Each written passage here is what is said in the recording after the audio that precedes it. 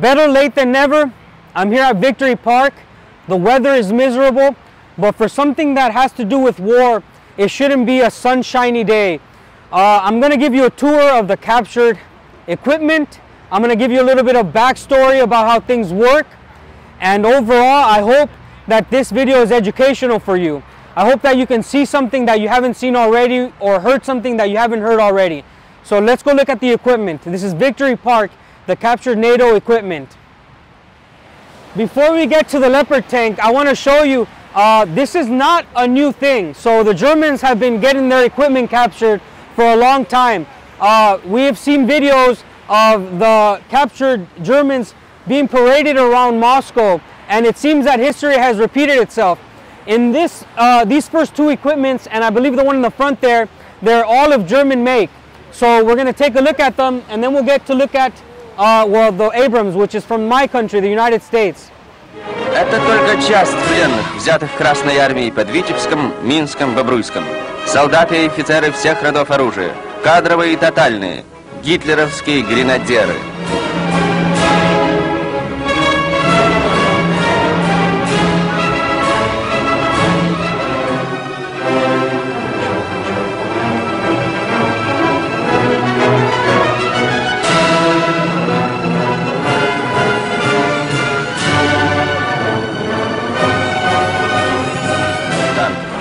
Такими, какими они были еще несколько дней назад. Эту силу перешибла наша сила.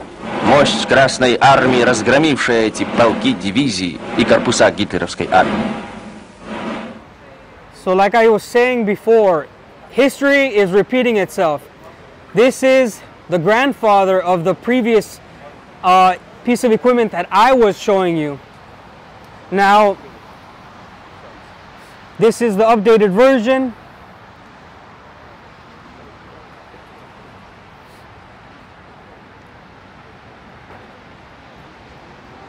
There's nothing sunny and nice about war.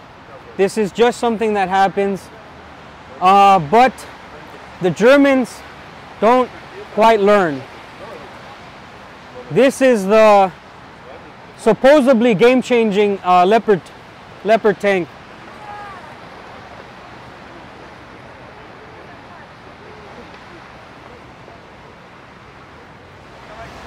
Now, when the Leopard 2 was captured, there was bounties on these things. They were paying for the destruction of these. The Russian military was actually putting bounties on this type of equipment. I don't think that the end game for them, for the Germans, was to have their weapons paraded again. But here it is.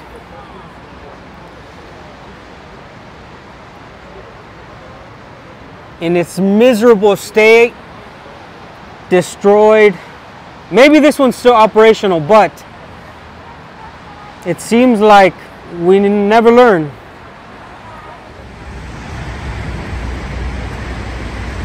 Here is a assault breacher vehicle.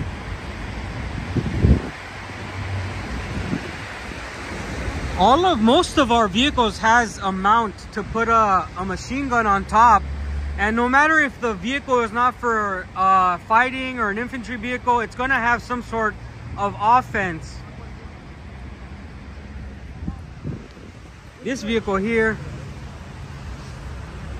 is used as a wrecker to pull out all the other things that get stuck or blown up.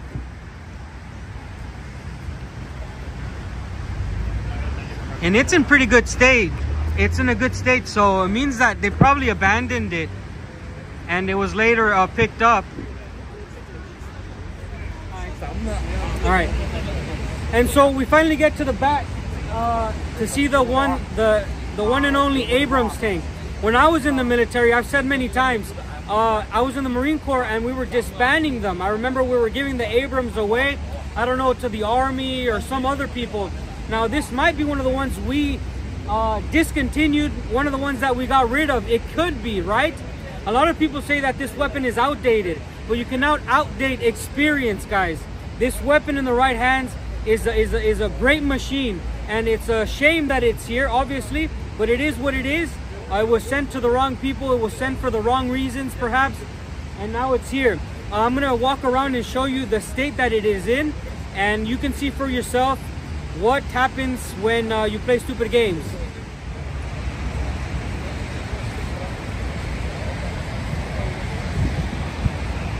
So this Abrams was definitely knocked out and then later further destroyed, because there's no way that it would be in this condition. Interesting, you can see that the 50 cal is up there and the 240 machine gun is still mounted on there. These are two of the most common weapons that we have. I used those myself. So this tank was actually it was armed to the teeth, you know, like it had everything going for it. And this is what it gets for being in the wrong conflict, in my opinion, unfortunately. This is not what our tax dollars are looking for when we are taxed. I never expected a lot of equipment to have this flag, right? And actually, the state in which some of these vehicles are in, it looks like they were just given away. I'm gonna use this one as an example. It's an engineering vehicle, but it does have a mount for offensive adaptation, I guess.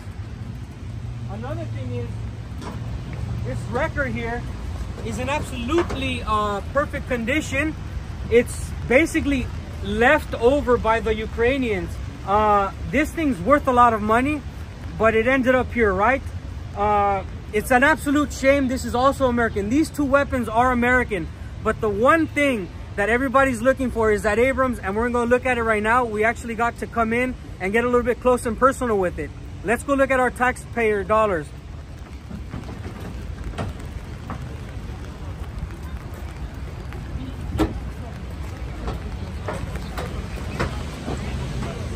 This is the tail end of the Abrams. It is absolutely devastated. It had the 240 and the 50 cal mounted on top.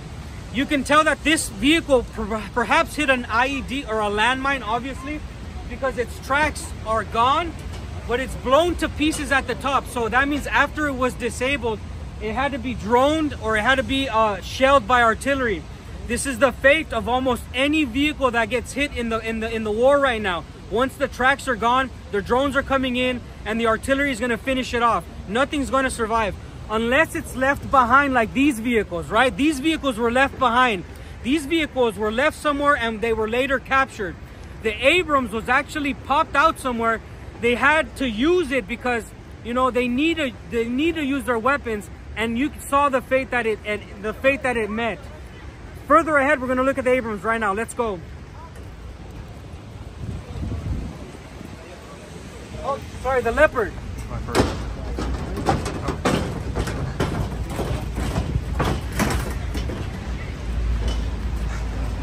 This is history repeating itself. I told you guys before that in the 1940s, the Germans were marched in Moscow, and now the Germans is lost again, and the Russians are parading their weapons just like they did in the 1940s. History are repeating itself. This is the famed Leopard. This is the German engineering that everybody was talking about. Let's look at the front end of it.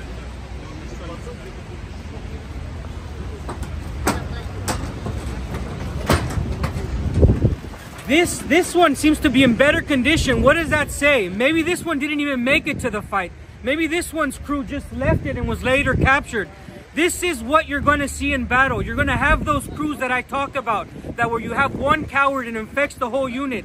This is what happens in war. It is not total bravery by all parts. For the most part, this one has its tracks. You know, can you explain what happened? I can't tell you what happened, but I can speculate that this weapon didn't even see the combat it was meant to see. Here it is, the Leopard 2. These other weapons are, if the Abrams and the Leopard are glorified armored ambulances, well, these armored vehicles were just like candy in a conflict against the largest artillery power in the world. And so, honestly, I'm not surprised that these sort of things end up here.